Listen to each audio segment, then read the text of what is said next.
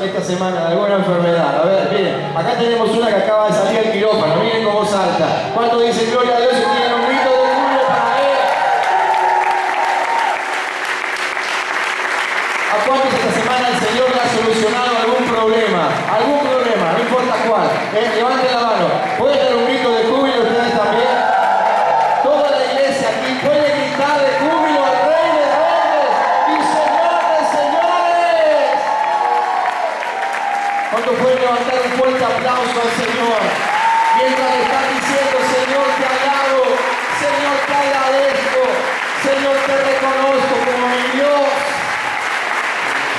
No hay otro como tú, no hay otro como tú, por eso canto, por eso grito.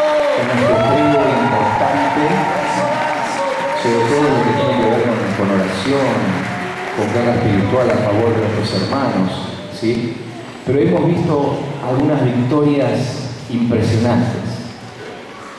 Y una de esas victorias que vamos viendo todavía no está totalmente vencida la batalla, pero les aseguro, primero, que ya nos anunciaron la victoria, y segundo, que estamos ahí a punto de que se termine la lucha, orando por Juanita.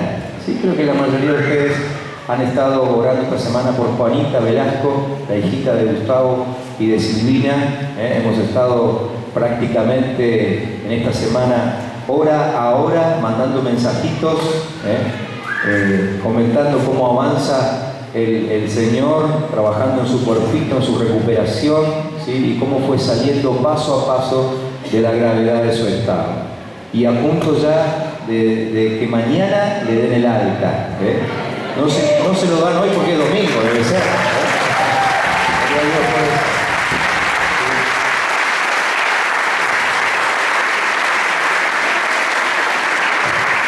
Así que sigamos orando por Juanita, sigamos haciendo guerra espiritual a favor de esa familia y que el Señor se glorifique por completo en el estado de ella, ¿sí? Y mañana seguramente, cuando esto suceda, otra vez circularán los mensajitos y daremos un buen grito de victoria, de gloria, de júbilo en el lugar que estemos. ¿Amén? No se lo guarden, den el grito de júbilo, aunque esté el jefe adelante, no importa.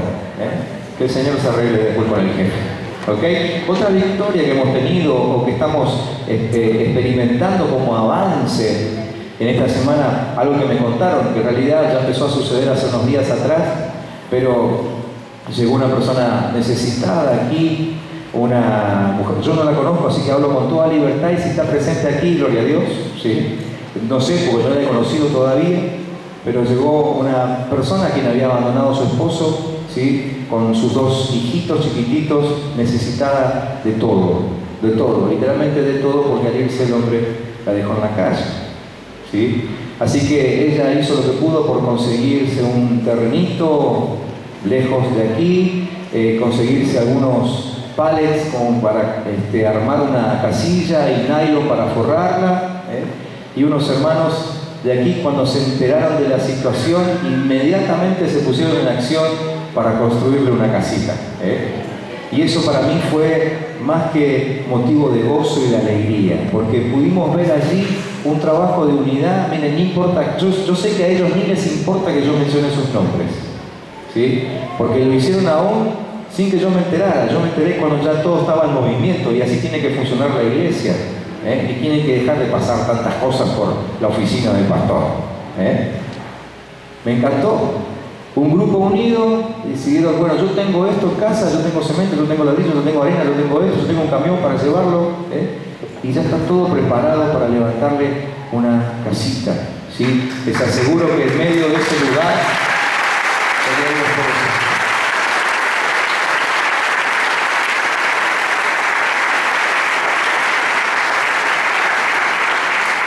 en medio de ese lugar, que probablemente haya otras casillas hechas de madera y nylon, la casita levantada por la iglesia de Jesucristo va a mostrar gloria de Dios, ¿no es cierto?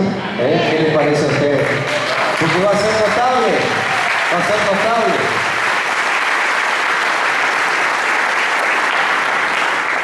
Y cuando alguien le pregunte, ¿cómo hiciste para tener una casa tan diferente a la nuestra en este lugar? Ella simplemente va a decir, no sé, Son unas personas que lo único que me dijeron es que son cristianos, no sé ni sus nombres, pero son cristianos. ¿Qué tal, Cristo queda bien, Cristo queda glorificado. Y así tiene que ser, así tiene que ser. Esta mañana yo quiero que pensemos sobre eso. Y la fuerza y el poder que hay cuando estamos unidos, cuando nos juntamos. El primer caso que les comenté fue simplemente necesario unirnos en oración y hacer guerra y no desmayar y estar hora tras hora intercediendo con motivos especiales. Miren, se armó una interesantísima, porque claro, cuando uno se pone a orar, cuando todo el equipo se pone a orar, ¿qué es lo que hace el Señor? El Señor activa los dones que hay en medio de la iglesia, así que aparecía uno con palabra profética, otro con, no sé, una recomendación así y así, otro que veía otra cosa, otro que intercedía de esta forma, el otro de la otra, otro que ni hacía falta que se lo pida y ya estaba ahí haciendo visita. Un día llegamos con Marina y había todo un grupo de hermanos de la congregación alrededor del padre de Juanita en la vereda. Y entonces llegamos ahí, claro, ahí nos contaron que ya no se podía entrar, pero nos mostró Gustavo que arriba en el segundo piso por la ventana estaba Juanita parada, ¿no? Así que ellos de abajo lo estaban saludando, lo estaban animando, entonces ahí nomás agarramos el teléfono y vía teléfono, mirándonos así como a 100 metros de distancia, pudimos orar por Juanita, ¿no? Y nadie le pidió a esos hermanos que vayan a visitarlos, pero ahí estaban. Ese es el poder de la unidad. Yo quiero llamarle a todo esto esta mañana el poder del uno. Y quiero que ustedes sigan con atención estos textos que les voy a leer ahora, aunque no puedan buscarlos en su Biblia, pero aunque sea tomen nota de ellos, ¿sí? Y que escuchen con atención, porque tiene que ver con lo que el Señor nos fue mostrando, mandando desde los orígenes. Allí cuando leemos en Isaías 51, versículo 2, Isaías 51, versículo 2, allí el profeta dice: miren a Abraham, su padre, y a Sara, que les dio a luz, porque cuando no era más que uno solo, lo llamé, lo bendije y lo multipliqué. Allí ya empieza a aparecer la palabrita uno, y van a ver que la palabra uno en la Biblia significa algo muy diferente a lo que significa para nosotros, ¿sí? Cuando te preguntan, o cuando vos preguntas, che, ¿cuántos vienen a la fiesta? Y te contestan, uno. Pues sí, solo uno. Tiene un significado para nosotros. El uno tiene un significado. Hoy te voy a mostrar que uno en la Biblia significa todo lo contrario a lo que significa para nosotros. Génesis capítulo 11, versículo 6. Génesis 11, 6. Dijo Jehová: he aquí el pueblo es uno. ¿Por qué dijo Dios esto? Porque en un momento de la historia los hombres dijeron: vamos a hacernos un nombre, vamos a hacernos importantes, ¿sí? Vamos a hacer que la gente, que el mundo nos reconozca. Vamos a construir una torre tan alta que llega al cielo para que se hable de nosotros, ¿sí? Entonces, en ese contexto, Dios miró del cielo y dijo: he aquí el pueblo es uno. O sea, se han puesto de acuerdo y todos estos tienen un solo lenguaje y han comenzado la obra, y nada los hará desistir ahora de lo que han pensado hacer. ¿Sí? Esta es una historia, podemos decir, con connotación negativa, porque no estaba bien lo que ellos estaban a punto de hacer, pero mirando Dios del cielo, reconoció que estaban unidos y que a causa de su unidad nadie los iba a detener. Allí es cuando ustedes saben cómo sigue la historia, ¿no? La famosa historia de la Torre de Babel, cuando Dios tiene que confundir su lenguaje para que no se puedan comunicar entre ellos, y así entonces abandonaron la obra. Pero si no, ellos hubiesen seguido adelante porque eran uno. Hebreos 11, versículo 12. Hebreos 11, 12. El autor de Hebreos nos cuenta lo mismo que decía el profeta Isaías, y dice: por lo cual también de uno y de ese ya casi muerto salieron como las estrellas del cielo en multitud y como la arena innumerable que está a la orilla del mar. Hablando otra vez de Abraham. ¿Sí? Entonces, hay un principio divino que nosotros debemos entender y trabajar, que vamos a llamarlo entre nosotros el principio del uno. ¿Sí? Que es un principio de unidad, el principio del uno.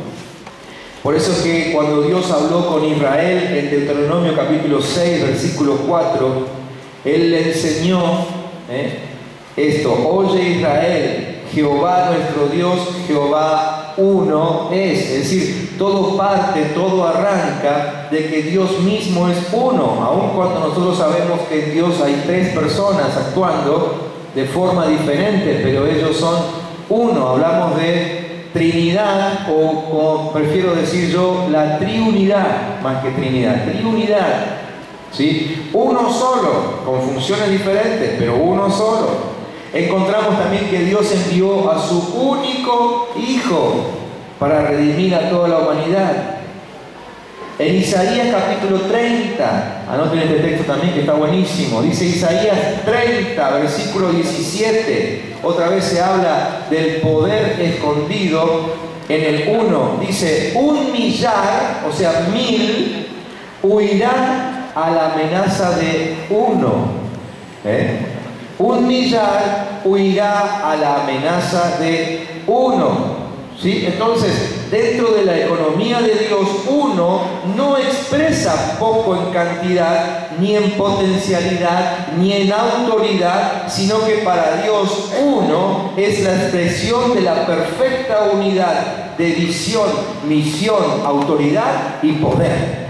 ¿Sí? ¿Me entienden? Todo lo contrario que pensamos nosotros acerca de la palabrita uno. Pablo le recomendó a los corintios que la perfecta unidad de Cristo sea manifestada en ellos.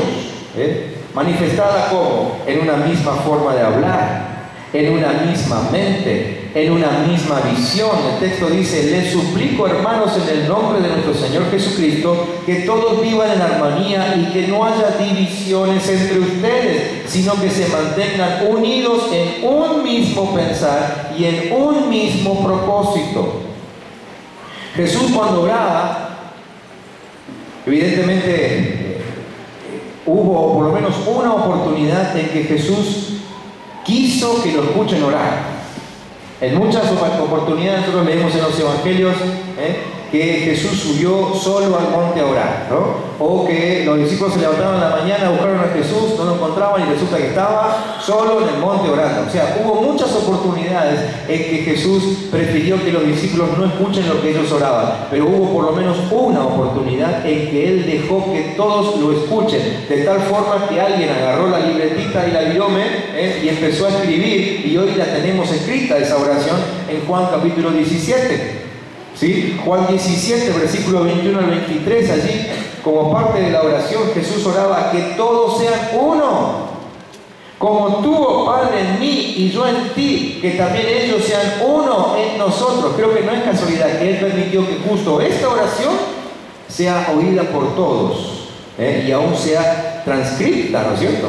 Para que el mundo crea que tú me enviaste. La gloria que me diste yo les he dado para que sean uno. ¿Sí? Así que con este texto podemos decir que la unidad ya está entre nosotros. No hay que trabajar por la unidad porque es algo que Jesús ya dejó. Lo que tenemos que hacer es conservarla. Así que cuando yo estoy en contra de algún hermano o provoco división, estoy rompiendo algo que Jesús me dejó. ¿Me entienden? ¿Cómo se sentirían ustedes si ustedes le dejan algo a alguien para su cuidado y cuando vuelven lo encontraron roto? ¿Sí? Ustedes dejan su casa al cuidado de alguien, me voy de vacaciones, cuidarme bien en la casa, y vuelven y encontraron el velador de la habitación partido a la mitad, pegado con poxipol. ¿Cómo se sentirían ustedes? A este no lo dejo nunca más a cargo de la casa, ¿no es cierto? Bueno, Jesús nos dejó en nuestras manos un paquete llamado unidad. Si nosotros partimos la unidad, si la rompemos, si no la cuidamos, al dueño de casa no le va a gustar para nada. No le va a gustar para nada. La gloria que me diste, yo les he dado para que sean uno. Así como nosotros somos uno, y lo volví a repetir, y lo volví a repetir. Yo en ellos, tú en mí, para que sean perfectos en unidad, para que el mundo conozca que tú me enviaste. Entonces, Jesús estaba dejando bien en claro, y lo mostró con su ejemplo, les enseñó acerca de esto, que todo lo que se establece bajo el poder del uno es invencible. Es invencible. Todo el tiempo la palabra nos está hablando acerca de esto. Necesitamos ser uno. Esta semana pudimos comprobar que cuando somos uno, no sé cuántos lograron enterarse esta semana, de lo que pasaba y de por qué motivos estábamos orando. No sé cuántos. No digo que no se hayan enterado porque no quisimos. Quizá no les llegó el mensaje. Miren, el domingo del retiro vamos a hablar mucho acerca de esto, ¿sí? Y de cómo hacer para que todos estén enterados de lo que está pasando y sobre todo de estas situaciones. Porque yo les comenté situaciones que están siendo resueltas, pero tenemos un montón de hermanos que todavía están esperando la resolución de sus problemas. ¿Y cómo se van a resolver? Con la intervención del uno, ¿sí? Entonces, imagínense si lo que pudimos comentar hoy, si lo que yo pude testificar esta mañana, estos dos casos nada más, lo pudimos lograr orando quizás algunos pocos de la congregación. ¿Cuánto más podríamos lograr si todos los que estamos esta mañana presentes aquí nos ponemos de acuerdo para trabajar en el poder del uno? ¿Cómo lo ven ustedes? ¿Sí? Claro, cuando uno piensa en esto y dice, bueno, pero ¿cómo hacemos para estar todos juntos aquí? No sé cuántos seremos aquí esta mañana, 150, 200, no sé calcular muy bien, pero ¿cómo hacemos para estar todos juntos? Se lo vamos a explicar el domingo en el retiro. Ya te estoy dando cuántas razones para que el domingo no faltes, ¿sí? Pero el Señor ha mostrado un método y en eso estamos trabajando, ¿sí? Entonces, ¿cómo lo logramos? A través de una sola visión. En primer lugar, Dios mismo reconoció esto en aquella gente de la Torre de Babel, que tenían un solo objetivo, un mismo propósito, por eso que nadie los iba a detener. Entonces, primeramente lo logramos teniendo una sola visión, y si alguno no sabe bien cuál es la visión de la iglesia, quizá alguno llegó hace muy poco tiempo a la congregación y todavía no escuchó qué es lo que perseguimos como iglesia. Muy bien, el domingo vamos a repasar lo que perseguimos como iglesia, por eso es tan importante este primer retiro del año, porque vamos a reorientar la vida de la congregación tras de una misma visión. En segundo lugar, ¿cómo hacemos? A través de una sola voz, hablando todos lo mismo, confesando todo lo mismo, con un mismo lenguaje. Es lo que Dios reconoció allí en Génesis 11, que tenían un mismo lenguaje, porque el lenguaje unifica y define el espíritu correcto para realizarlo. ¿Sí? Seguramente que ustedes muchas veces habrán encontrado en situaciones donde parece que está quedando claro lo que están queriendo decir, pero del otro lado no se entiende, ¿no? Entonces uno dice, para un cachito, pero no estamos hablando de lo mismo, ¿no? Como que hay un lenguaje distinto, no nos estamos entendiendo, aunque estén hablando en castellano. Por eso es tan importante el poder tener un mismo lenguaje, comunicarse de la misma forma. Tercero, dándonos el espacio y el tiempo para que la visión se desarrolle. Dice allí en Génesis 11, versículo 2, que el pueblo halló una llanura. ¿Para qué? Para levantar la torre. Dice que halló una llanura. Aquí yo veo que cuando el texto dice que el pueblo halló, es porque estaba buscando. ¿Quién es el que encuentra? El que busca. Así que ellos se habían dedicado, habían invertido un tiempo en buscar el mejor lugar para llevar adelante su objetivo. Esto habla de un proceso que la visión tiene que atravesar hasta que entonces se pone en funcionamiento. Algunos no pueden soportar ese tiempo, ¿no? De hecho, algunos hermanos en algún momento se acercaron a nosotros para decirnos, mira, yo no estoy dispuesto a esperar que en la iglesia pase esto, esto y esto, así que me voy a otro lugar. Ni un problema, los bendecimos, seguimos siendo hermanos, amigos, y ellos decidieron irse porque no estaban dispuestos a esperar nuestro colectivo. Ellos quisieron viajar en avión. No hay problema, no hay drama. Pero aquellos que hemos decidido viajar juntos, compartir el viaje, tenemos que entender que hay un proceso. ¿Sí? Entonces, tercero, tenemos que darle tiempo a ese proceso. En estos últimos días hemos recordado muchas veces el origen de la visión de la iglesia, porque hemos tenido reuniones de líderes, hemos tenido reuniones con ministerios, hemos tenido reuniones con grupos pequeños, ¿sí? Y hemos recordado una y otra vez el origen, ¿sí? El Señor nos dio esta palabra, la que vamos a compartir el domingo que viene, en el 2006. Estamos en el 2013. Y entendemos que ahora es el momento de empezar a activar algunas cosas que fuimos trabajando durante todos estos años, acomodando distintas cuestiones, entendiendo, aprendiendo, poniéndonos de acuerdo, aprendiendo a llevarnos bien. Bueno, ese es el proceso de la visión. Y no ha terminado, todavía queda un tiempo importante por delante, pero son los procesos que tenemos que vivir. En cuarto lugar, el poder del uno se activa cuando se determina que las habilidades y los dones nos fueron dados para el beneficio de todos. Cualquiera que tenga un don y una habilidad aquí, y todos seguro que tienen un don, y todos seguro que tienen una habilidad, y todos seguro que tienen un talento, con seguridad, lo puedo decir, ¿sí? Eso que recibiste de parte de Dios es para el beneficio de todos. No es para tu beneficio personal. El miércoles pasado en la reunión de oración hablamos acerca de eso, ¿no? Y dijimos que todo don que Dios te dé solamente funciona cuando lo pones al servicio de su reino. Si quieres usar el talento de Dios para tu propio beneficio, aunque no sea un beneficio pecaminoso, pero el poder de Dios no funciona, no se activa, ¿sí?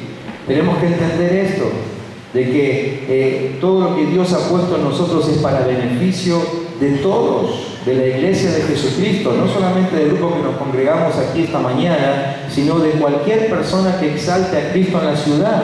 No importa cómo lo haga, si lo hace de pie, sentado, arrodillado, si lo hace de ropa sport como nosotros, o lo hace de traje y corbata, no importa que lo haga. Los dones que Dios nos ha dado son para beneficio de la iglesia de Jesucristo. ¿Sí? Es muy importante que entendamos esto. Entonces el crecimiento tiene una razón de ser cuando se vive por un llamado y una visión de uno. Una visión de unidad. Hay poder. Escuchen bien esta frase y me gustaría que se la anoten. Alguna vez la dije también en algún mensaje hace un par de años atrás. Pero anótense esta frase. Hay poder no cuando somos muchos. Repito, hay poder no cuando somos muchos, sino cuando somos uno. ¿Entienden la diferencia? ¿Sí? ¿La notaron? Los que no dijeron amén es porque no quieren distraerse porque están escribiendo la frase, ¿no es cierto? ¿Sí? La repito, de nuevo. Hay poder no cuando somos muchos, sino cuando somos uno. ¿Amén? ¿Qué tiene que ser? Es cierto que cuanto más somos, obviamente que más posibilidades de lograr cosas a favor del reino tenemos. Pero podemos ser 3.000 o 5.000, si estamos divididos, no logramos nada. Tenemos que saber esto. Hay poder cuando somos uno. ¿Recuerdan Hechos capítulo 2? Allí se habla acerca del inicio de la iglesia primitiva. Ustedes anoten en sus apuntes Hechos 2 del 1 al 13, aunque yo no voy a leer todo el pasaje.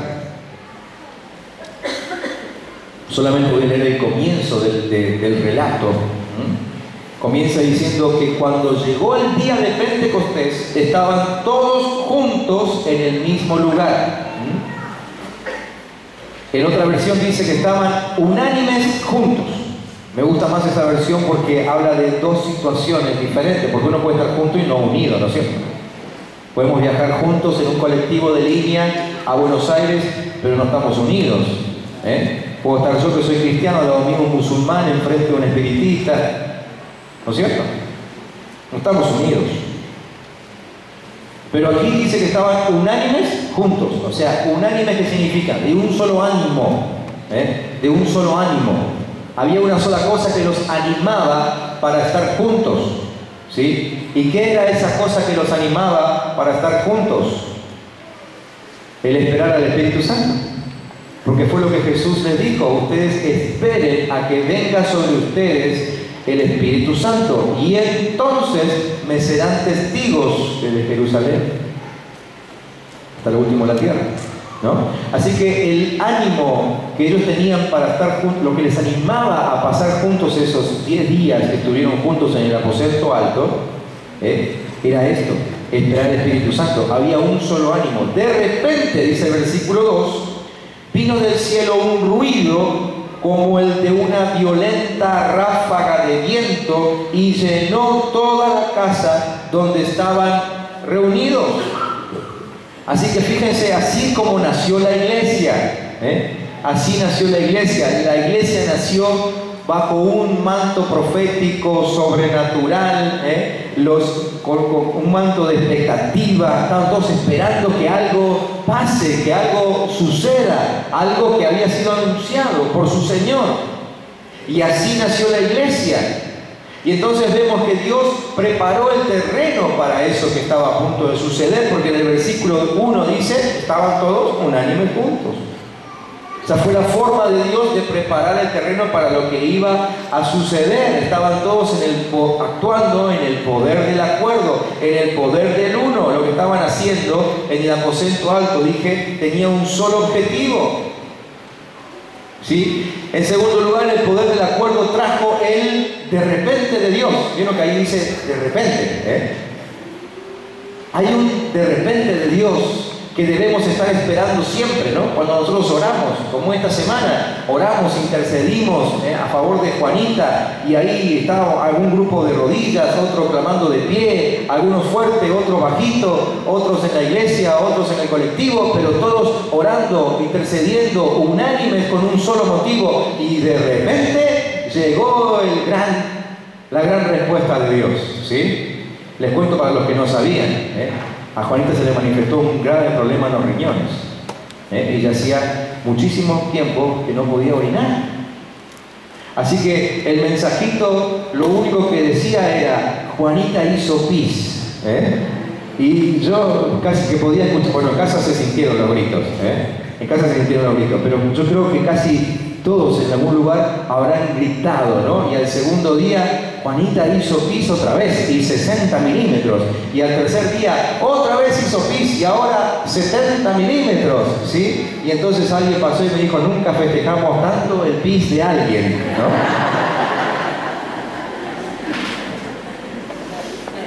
Pero era manifestación de Dios. Gloria a Dios por la pis. ¿No es cierto? Y en una de esas llega un mensajito que decía: hizo 70 centímetros de pis. Dije, wow, 70 centímetros, casi un metro cúbico así. Entonces me contestaron del otro lado cuando le pregunté si eran milímetros o centímetros. Me dicen: no, se está poniendo al día. ¿Sí? Pero hay un de repente. Aquí en la historia de la iglesia primitiva dice que de repente hubo un estruendo. Fíjense qué interesante. Así como nace la iglesia nace bajo un ruido poderoso. Se anuncia para que toda la ciudad escuche que algo estaba pasando, que algo estaba naciendo. Toda la ciudad se enteró que en ese momento estaba naciendo la iglesia. Muchos no sabían qué es lo que estaba pasando, Pero con el correr de las horas se enteraron de que lo que había sucedido con ese tremendo estruendo, ruido, quizás alguno hasta lo asustó, alguno hasta quizás lo molestó. Acuérdense que el contexto era la fiesta en Jerusalén. Alguno quizás estaba orando, tranquilo, meditando, y de pronto hubo un estruendo que asustó a todo el mundo. Bueno, esto pasa, cuando viene de repente de Dios, algunos se incomodan, pero están haciendo algo nuevo de Dios, ¿sí? Algunos papás hemos tenido el privilegio de asistir al nacimiento de nuestros hijos, ¿sí? Claro, cuando uno está ahí y comienza el trabajo de parto, hay como un murmullo, ¿no? Un hablar bajito para no molestar mucho a la madre. Inclusive en algunos casos se pone música de fondo, ¿no? Los papás piden y ya ahí en el quirófano ya tienen preparaditos los parlantes para poner la música que los papás hayan pedido. Sí, me acuerdo cuando a mí me tocaba trabajar en el hospital en esta tarea, algunos padres pedían que pongan música sinfónica, así que ahí sonaba, pero de pronto había algo que irrumpía en eso que era tan tranquilo y metódico. ¿Qué era lo que irrumpía? El llanto del bebé, y muchas veces la alegría del padre que gritaba de júbilo o que se caía de espalda porque se terminaba desmayando. También hemos visto eso, ¿sí? Pero en medio del nacimiento hay un estruendo poderoso. La iglesia nació arrolladora, bulliciosa, estruendosa. La iglesia no nació en medio del desierto como una voz que clama por ahí que nadie escucha. ¿Entienden? Es el de repente de Dios que se pone en funcionamiento cuando el poder del uno está activado. Yo quiero decir esta mañana y aún soltarlo como una declaración: lo que está por nacer en la iglesia, el camino no se ha escuchado todavía, pero cuando se escuche será como un terremoto, será como un estruendo para el diablo. ¿Cuántos dicen amén?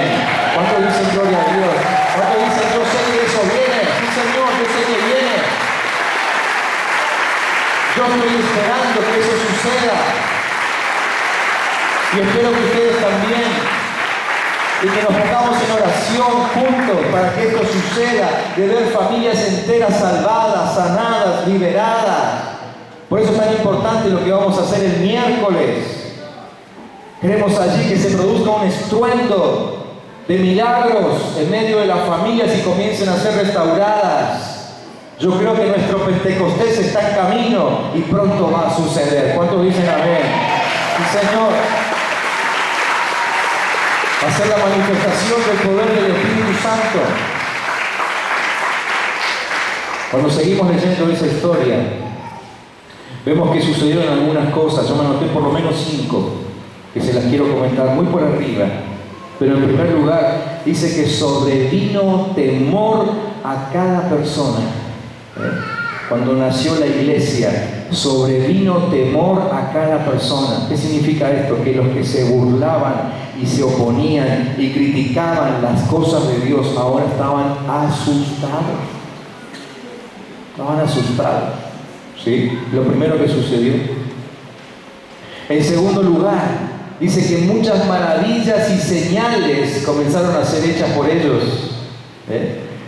Claro, de no pasar nada en la ciudad, de simplemente vivir una fiesta religiosa, costumbrista, a la que todos los años iban ahí y siempre era lo mismo. Todo el mundo conocía el protocolo, todos sabían cómo empezaba la reunión y cómo terminaba. Hasta casi podían acompañar la predicación del sacerdote. De pronto empezaban a ver que había 12 locos por ahí que empezaban a hacer milagros, sanidades, y había lenguas de fuego repartidas sobre sus cabezas. Y de pronto de 12 pasaban a ser 3.000 y la semana siguiente pasaban a ser 8.000 porque se agregaron 5.000 más y así siguió creciendo hasta que se pierde la cuenta. Tercero, versículos 44 y 45, lean en su casa después, pero allí dice que ninguno tenía necesidad de nada. ¿Qué es lo tercero que sucede cuando se manifiesta el poder del uno? Dice ese pasaje que los hermanos de la iglesia estaban blindados de tal manera que el poder de la unidad los hacía invulnerables a la pobreza y a la miseria. No los podía tocar. La pobreza y la miseria no los podía tocar a causa del poder de uno. Nadie tenía necesidad de nada. Nadie decía ser suyo propio lo que tenía.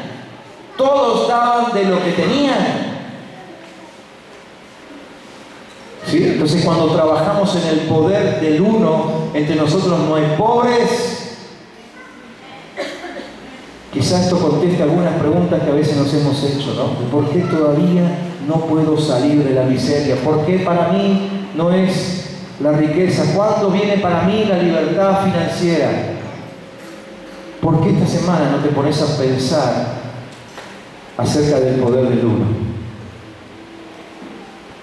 ¿Y por qué no empezás, mientras seguís buscando resolver tu problema económico, por qué no empezás tratando de resolver tu problema de unidad con la iglesia de Jesucristo? Y te involucras en un grupo pequeño de los nuestros, y te unís a la visión de la iglesia. Mire, nos gozamos tremendamente cuando en nuestros grupos de encuentro constantemente alguien testifica cosas como me ascendieron, o me aumentaron el sueldo, o la plata ahora me alcanza. Después del consejo que recibí, ahora llego bien a fin de mes y me sobra. Ahora no solamente que diezmo, sino que además ofrendo. ¿Por qué? Porque decidimos comenzar a probar el poder del uno. Quizás no se lo dijimos así, pero hoy te lo estoy diciendo. Hay poder en el uno aún para resolver problemas financieros. Hay base bíblica para eso. Cuarto lugar, era gente que nació congregándose.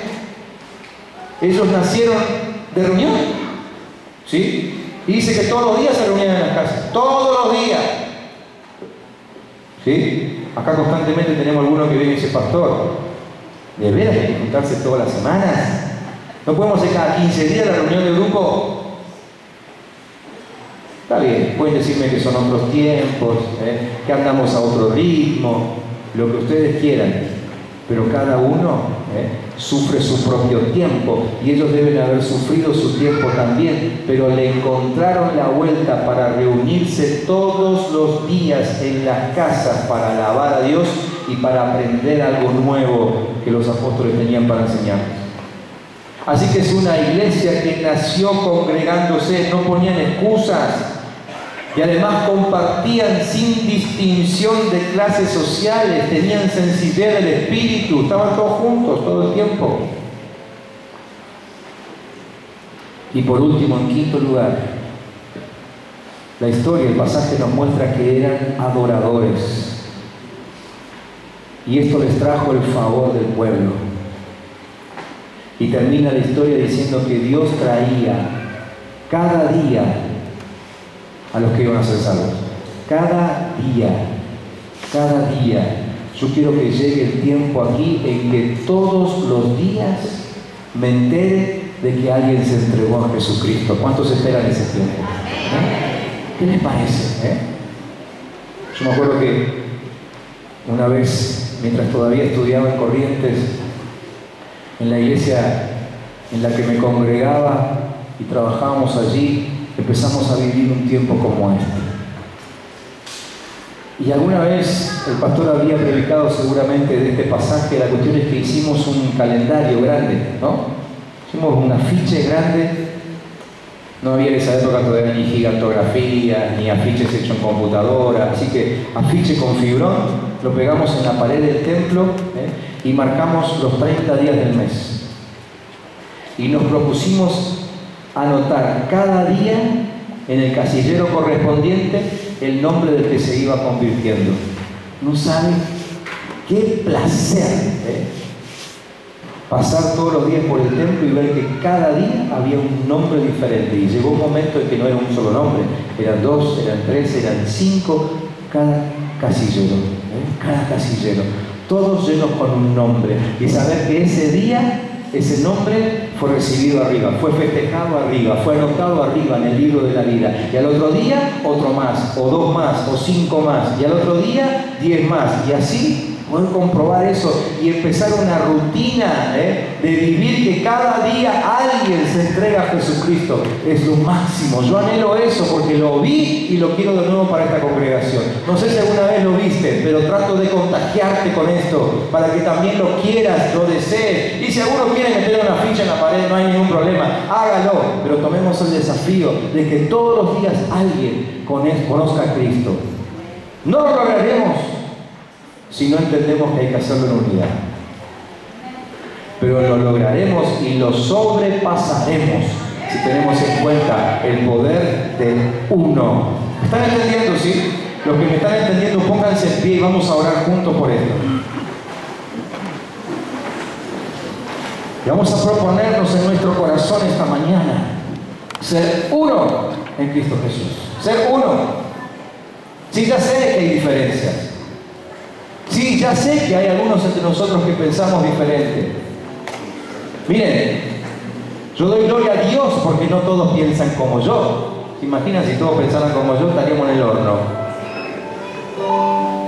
Pero gracias a que pensamos diferente y que cada uno filtra sus pensamientos y sus ideas a través del don y de la habilidad que Dios le dio, gracias a eso es que podemos trabajar como equipo. Gracias a eso tenemos una visión a la cual perseguimos. Eso nos anima. Entonces, aunque no pienses exactamente igual, pero nuestro objetivo tiene que ser el mismo. Poder del uno. Te pido que cierres tus ojos, por favor, para no distraerte nada más.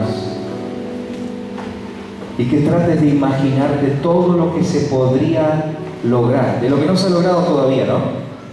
Pero todo lo que se podría lograr si solamente fuésemos uno.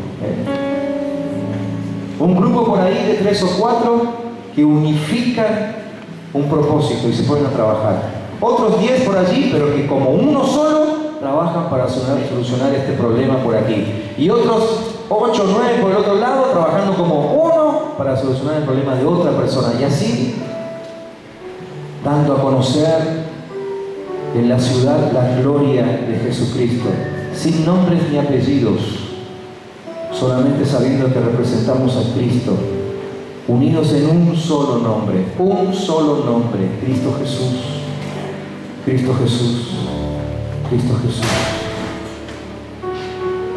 Creo que fue bien a propósito que Jesús permitió que los discípulos escucharan esa oración, porque así Él los quiere ver, así Él nos quiere ver a nosotros como uno.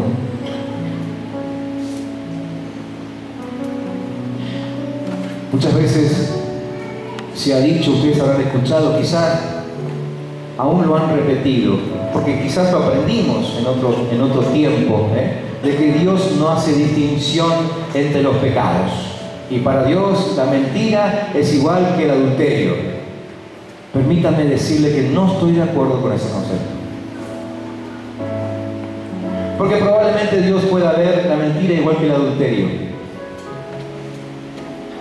Pero hay un pecado por lo menos que Dios ha condenado gravemente, que es el pecado de la división. Acerca de ningún otro pecado, dice la Biblia, que hay que sacarlo del medio del pueblo.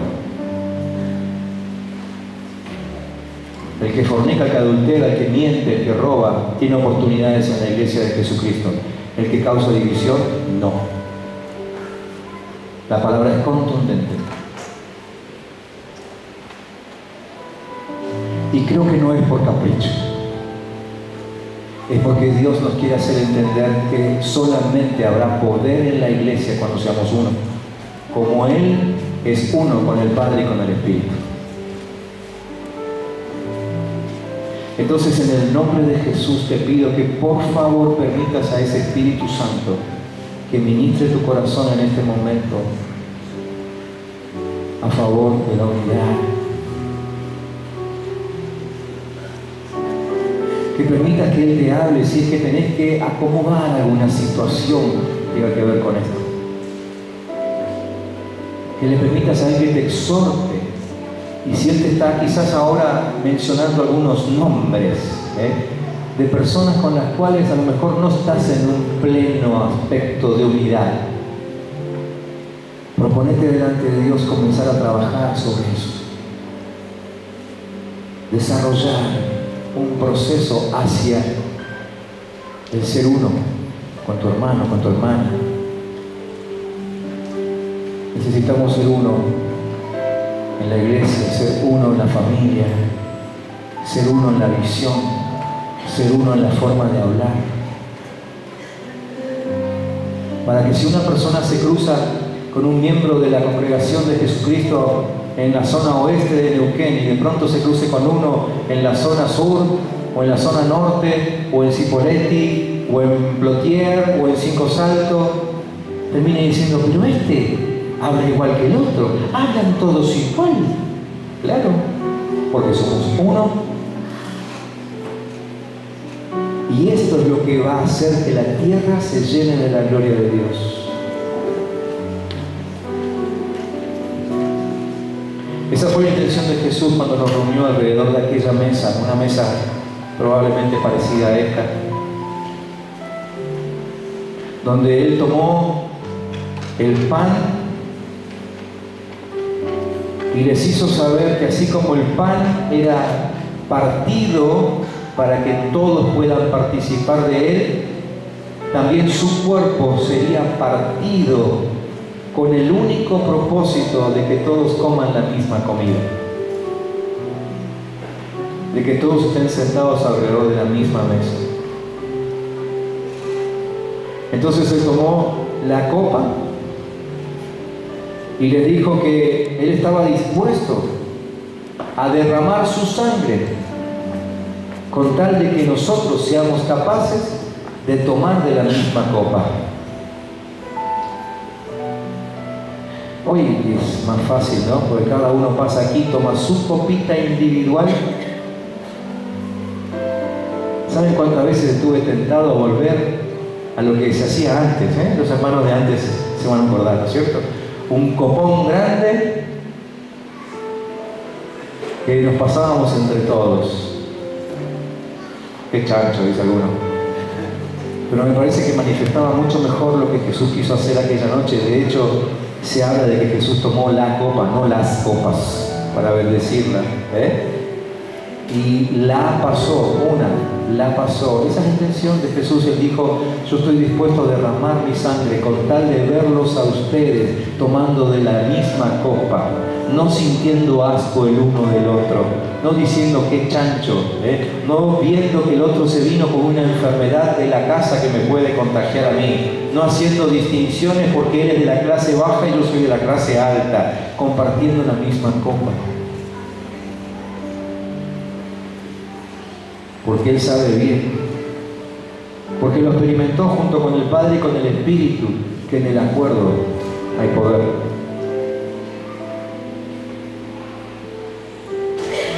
Así que cerrá tus ojos y habla con Dios. No hables conmigo, no tenés que convencerme a mí, no tenés que justificarte conmigo. Si tenés algo que decir con respecto a la unidad, háblalo con Él. Háblalo con Dios, porque Él la inventó. Y no solo que la inventó, sino que la perfeccionó para que usando la unidad seamos invencibles, seamos poderosos.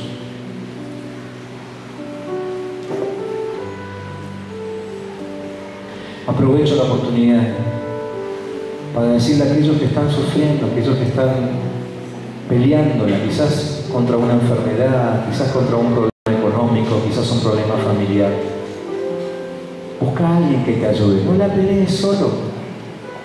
Busca 1, 2, 3, por lo menos, que te estén apoyando en oración, que hagan guerra junto con vos. Quizás tus fuerzas están debilitadas para hacer guerra, pero habrá alguno dispuesto con seguridad para ayudarte y sostenerte en este tiempo. Pero te aseguro que vas a comprobar el poder de ser uno. Señor, gracias por dejarnos este mensaje. Gracias, Padre, porque sabemos que en la unidad hay poder.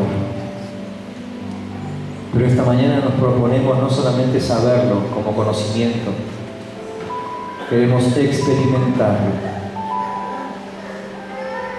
Señor, y al pasar aquí, a tomar el pan y a tomar la copa, estoy, Señor, declarando con mi vida que estoy dispuesto a hacer el esfuerzo para que se manifieste el poder de la unidad entre nosotros.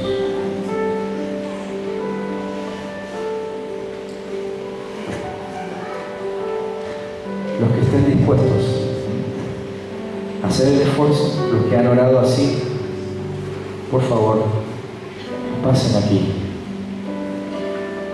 Tomen su pan, tomen la copa, y para empezar a practicarlo enseguida, les voy a proponer que se junten con alguien, antes de tomar antes de comer el pan y antes de tomar la copa. Que se junten con alguien, uno, aunque sea con uno, y que oren juntos. Se bendigan el uno al otro, ¿sí? Y participen juntos de la cena. Vengan, vamos, hoy somos uno, no hay nadie que les vaya a repartir el pan. Vengan, vamos, sírvanse y únanse en oración.